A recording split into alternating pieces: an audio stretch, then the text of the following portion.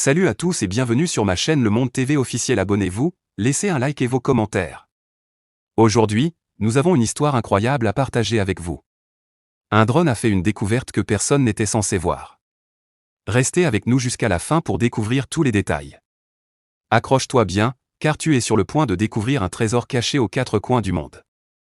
Imagine-toi en explorateur audacieux, parcourant les terres sauvages de la région autonome du Guangxi, en Chine. Soudain, tu fais une découverte extraordinaire, un gouffre géant, enfoui au cœur d'une forêt ancienne, loin de tout regard humain. Ce n'est pas un simple trou dans le sol, mais un véritable portail vers un monde oublié. Avec ses 190 mètres de profondeur, ce gouffre, surnommé Tianeng en mandarin, abrite une forêt luxuriante où des arbres majestueux s'élèvent jusqu'à 40 mètres de hauteur. Les rayons du soleil filtrent à travers la canopée, créant des jeux d'ombre et de lumière qui dansent sur le sol moussu. Ce lieu mystérieux pourrait bien renfermer des espèces animales et végétales encore inconnues, un véritable paradis caché qui fait frissonner. Des scientifiques venus de Chine, du Royaume-Uni et de France ont eu la chance de découvrir cette merveille après avoir descendu en rappel plus de 100 mètres dans le gouffre. Imagine l'adrénaline qui monte, chaque mètre descendu te rapprochant un peu plus de ce secret enfoui depuis des siècles. Regarde cette beauté perdue, cachée au cœur de la forêt tropicale brésilienne, loin des sentiers battus. Le viaduc Petrobras se dresse là, imposant et presque surnaturel, défiant la nature. Ce pont colossal, oublié par le monde, élève ses arches majestueuses au-dessus de la dense végétation de la Serra do Mar, une chaîne de montagnes recouverte d'une forêt luxuriante. Pourquoi oublié? Parce qu'il a été construit dans les années 1970 pour un projet ferroviaire qui n'a jamais vu le jour. Depuis, le viaduc Petrobras est devenu une relique silencieuse, laissée à l'abandon. Mais la nature, comme toujours, finit par reprendre ses droits. Et là, elle a fait sienne cette structure imposante, l'enveloppant lentement dans son étreinte verte, prouvant une fois de plus qu'elle a horreur du vide. Voici ce qu'il est devenu aujourd'hui, le viaduc Petrobras se fond dans le paysage, englouti par la végétation, créant un contraste saisissant entre l'œuvre de l'homme et la puissance implacable de la nature. Pourtant, atteindre ce lieu reculé n'est pas une mince affaire. Si tu es assez audacieux pour tenter l'aventure, tu devras traverser des sentiers escarpés et affronter l'humidité écrasante de la jungle brésilienne. Mais, d'après ceux qui ont osé s'y rendre, le spectacle vaut chaque effort. Une vue panoramique à couper le souffle sur la forêt tropicale s'étend devant toi, où le silence n'est brisé que par le chant des oiseaux exotiques. Petite question, pourrais-tu vivre au milieu de nulle part, tout seul? Un moine tibétain l'a fait, et à ce qu'il paraît, il vit sa meilleure vie, niché sur la rive nord du lac sacré Yumzo-Gyumko. Là, le temple Ritua se dresse majestueusement à 4500 mètres d'altitude, suspendu au-dessus du vide. Construit il y a plus de 500 ans, ce temple est un joyau spirituel perdu dans l'immensité des montagnes tibétaines. En dessous, le lac, d'un bleu éclatant, s'étend sur plus de 600 km² et reflète les sommets enneigés environnants, créant un miroir parfait pour ce sanctuaire isolé. Bien sûr, il y a peu de chances que tu puisses le voir de près, car ce temple n'est accessible qu'après un long périple de plusieurs jours à travers des chemins escarpés. Le temple Ritua offre aux rares voyageurs un refuge spirituel rare, où le silence n'est brisé que par le souffle du vent caressant les drapeaux de prière. Avec sa simplicité architecturale et son lien profond avec la nature environnante, le temple incarne la beauté mystique du Tibet, construit en pierre et en bois, dans un parfait équilibre avec l'environnement. Le temple abrite une communauté de moines qui vivent selon des traditions ancestrales. La lumière douce du matin caresse les murs anciens, tandis que les chants des moines résonnent à travers la vallée, invitant à la méditation. Ici, le temps semble suspendu. Les drapeaux de prière, certains atteignant jusqu'à 5 mètres de hauteur, flottent dans le vent, portant les vœux et les espoirs des moines vers les cieux. Entouré de montagnes majestueuses, dont certaines culminent à plus de 6000 mètres, le temple offre une vue panoramique à couper le souffle, tandis que le lac scintille au pied de ces géants de pierre. Le contraste que tu décris entre la quiétude spirituelle d'un temple et l'absurdité d'un MCDO perdu dans une terre aride est fascinant. D'un côté, l'harmonie avec la nature, de l'autre, la vision d'une culture de consommation inscrite dans des paysages apparemment déconnectés de toute forme de civilisation. L'idée d'un MCDO en pleine campagne du Québec est presque surréaliste, un peu comme une oasis de modernité dans un désert agricole. C'est ce genre d'image qui nous pousse à réfléchir sur la place de la spiritualité et de la matérialité dans nos vies modernes. Peut-être que l'un équilibre l'autre, ou que l'étrangeté de ce dernier nous rappelle qu'aucun endroit, même le plus isolé, n'échappe vraiment à notre société de consommation. Cela te semble-t-il paradoxal ou simplement une réflexion sur l'évolution de notre monde? Ce McDonald's semble surgir de nulle part, captivant la curiosité des passants et enflammant les discussions sur les réseaux sociaux. Alimenté non pas par le réseau électrique traditionnel, mais par un générateur, ce restaurant atypique déroute par son emplacement isolé, presque irréel. Lorsqu'un TikToker local a partagé une vidéo de ce McDo, le qualifiant de milieu de nulle part, la vidéo est rapidement devenue virale, propulsant l'endroit au centre de toutes sortes de spéculations.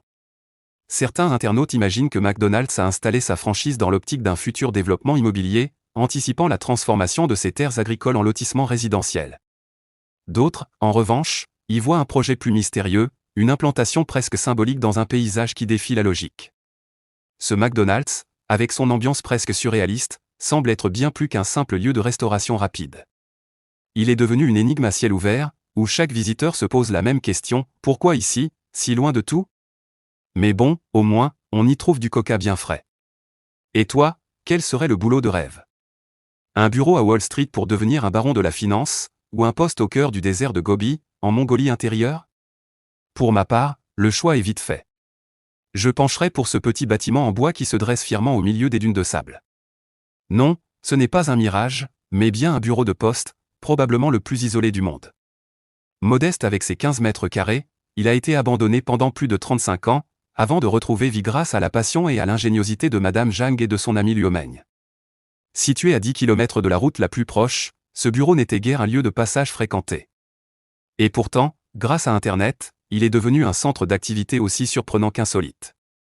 Madame Zhang a eu l'idée brillante d'offrir un service de rédaction fantôme, permettant aux gens d'envoyer des lettres et des cartes postales depuis cet endroit unique, sans même avoir à s'y rendre. L'idée a rencontré un immense succès, surtout pendant la pandémie, lorsque les déplacements étaient fortement limités.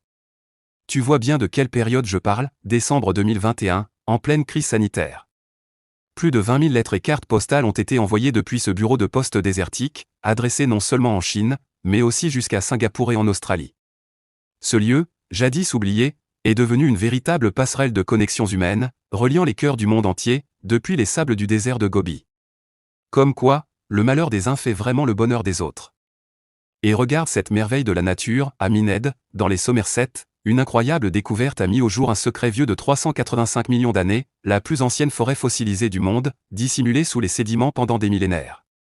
Cette forêt préhistorique offre une fenêtre fascinante sur la Terre à une époque où des plantes géantes dominaient le paysage. Bien que cela ne paraisse pas évident aujourd'hui, ce lieu était autrefois luxuriant et verdoyant, abritant des arbres majestueux. En explorant le site, tu peux observer les traces figées dans la pierre, troncs d'arbres fossilisés et racines pétrifiées, témoins silencieux de l'évolution de la vie sur notre planète. Découverte par une équipe de scientifiques passionnés, cette forêt fossilisée raconte l'histoire de la transformation de la Terre, à une époque où les continents étaient encore en mouvement. Et sais-tu ce que des mineurs de charbon du Dakota du Nord ont trouvé récemment? Un accident leur a permis de découvrir une défense de mammouth parfaitement conservée, mesurant 2,1 mètres de long. Oui, rien que la défense. La découverte a eu lieu à la mine Freedom, près de Beulah, pendant le week-end du Memorial Day. Ce jour-là, alors qu'ils creusaient, les mineurs ont accidentellement déterré cette pièce impressionnante et l'ont chargée sur un camion avant de réaliser sa véritable valeur. Mais ce n'était que le début. L'alerte a été donnée, et des paléontologues des institutions locales, le North Dakota Geological Survey, la State Historical Society of North Dakota et le Bureau of Land Management se sont rendus sur place pour explorer l'ancien lit de ruisseau où les fossiles étaient enfouis. Ils ont exhumé plus de 20 ossements de mammouth, dont des côtes, une omoplate, une dent et des fragments des hanches. Les ossements ont été soigneusement protégés par des couches de plastique avant d'être transportés au laboratoire de paléontologie du North Dakota Heritage Center and State Museum à Bismarck, où ils seront nettoyés et étudiés. Les spécimens en question serviront à sensibiliser le public à la vie pendant la dernière période glaciaire, bien que leur lieu de conservation final soit encore à déterminer. À titre d'information, plusieurs espèces de mammouths, comme le mammouth laineux et le mammouth de Colombie, parcouraient autrefois l'Amérique du Nord. Ces mammouths ont disparu il y a environ 10 000 ans, victimes des changements climatiques et de la chasse humaine. D'ailleurs, savais-tu qu'une simple photo achetée pour $2 dans un magasin d'antiquités pouvait valoir une petite fortune? C'est ce qui est arrivé à un collectionneur en Californie. Cet homme a acheté une photo dans un magasin d'antiquités à Fresno, un phérotype de 45 pouces représentant le célèbre Orlalo Billy the Kid en train de jouer au croquet avec plusieurs membres de son gang, les Regulators, en 1876. Cette image, apparemment banale, pourrait aujourd'hui être estimée à 5 millions de dollars. Authentifiée par Cajun ONC, une société spécialisée en numismatique, la photo aurait été prise lors d'un mariage, avec Billy the Kid aux côtés des membres de son gang. David McCarthy, expert chez Cajun, a expliqué qu'il a fallu plus d'1 an d'expertise minutieuse pour confirmer l'authenticité de cette image, car une photo originale de Billy the Kid est un véritable symbole de l'histoire de l'Ouest américain. L'autre unique photo connue de Billy the Kid, prise en 1880 à Fort Sumner, avait été vendue pour 2,3 millions de dollars en 2010. Billy the Kid, de son vrai nom Henry McCarthy, reste une figure emblématique du Far West, célèbre pour ses braquages et ses évasions. Il a été abattu par le shérif Pat Garrett en 1881. La morale de l'histoire, toujours accompagner ta maman au vide-grenier du dimanche, on ne sait jamais sur quoi on peut tomber. Les scientifiques se sont longtemps interrogés sur l'absence de volcan sous Denali, la plus haute montagne d'Amérique du Nord, malgré les conditions idéales pour une activité volcanique. Cependant, des chercheurs ont récemment fait une découverte fortuite, ils ont identifié ce qui pourrait être un réservoir de magma à environ 11 km sous la surface, dans le centre de l'Alaska, près des anciens cratères volcaniques de Buzzard Creek. Une véritable surprise, Carl Tapp, sismologue à l'Université d'Alaska à Fairbanks, dirige une équipe qui a installé des sismomètres le long de la Parks Highway et sur la faille sismique de Denali. En analysant les données, ils ont observé un ralentissement des ondes sismiques sous les mares de Buzzard Creek, deux cratères formés il y a environ 3000 ans. Ce phénomène pourrait être dû à la présence de magma, semblable à celui des volcans des îles Aléoutiennes, dans une région surnommée le Denali Volcanic Gap. Cette découverte est d'autant plus fascinante que la zone en question est dépourvue de volcans actifs, malgré des conditions géologiques similaires à celles des îles Aléoutiennes, où l'activité volcanique est fréquente. Carl Tapp espère que ces résultats encourageront d'autres recherches pour percer les mystères de cette anomalie volcanique. Je sais que tu n'es pas un expert en sciences de la Terre, mais j'aimerais bien savoir ce que tu en penses. De l'autre côté du monde, dans les étendues glacées de l'Antarctique, un explorateur intrépide nommé Chris Brown et son fils Mika ont fait une découverte stupéfiante lors d'une expédition. Ils ont mis au jour un centre de recherche soviétique abandonné, enfoui sous la glace depuis l'ère de la guerre froide. Mais attends, tu ne connais pas encore la suite. Le voyage a pris un tournant inattendu lorsque leur avion est tombé en panne, les bloquant dans des conditions extrêmes, à 28 degrés Celsius. Ce contretemps les a finalement conduits à découvrir un morceau oublié de l'histoire. Lors d'une vidéo partagée sur les réseaux sociaux, Chris Brown a montré un moment étonnant, l'apparition d'un buste de Vladimir Lénine sous la neige, marquant l'emplacement d'une station météorologique soviétique datant de 1958. Le public a été stupéfait de découvrir qu'une structure entière était enfouie sous la surface gelée. Ne me demande pas quel est le lien entre l'Antarctique et Lénine, mais en tout cas, ce centre de recherche, symbole des tensions de la guerre froide, recelait des éléments intrigants, comme des câbles fixés au socle du buste de Lénine, soulevant des questions sur leur fonction. Pour Chris Brown, cette aventure n'est qu'une étape de plus dans son objectif de conquérir les pôles d'inaccessibilité terrestre, et ainsi de perpétuer la fascination pour ces lieux isolés et inexplorés. J'aimerais connaître votre avis. Que pensez-vous de cette découverte incroyable? Avez-vous des théories sur ce qui pourrait se cacher derrière ces ruines? Laissez vos commentaires ci-dessous, et n'oubliez pas de vous abonner pour ne rien manquer de nos prochaines explorations. Merci d'avoir regardé, et à bientôt pour de nouvelles aventures fascinantes.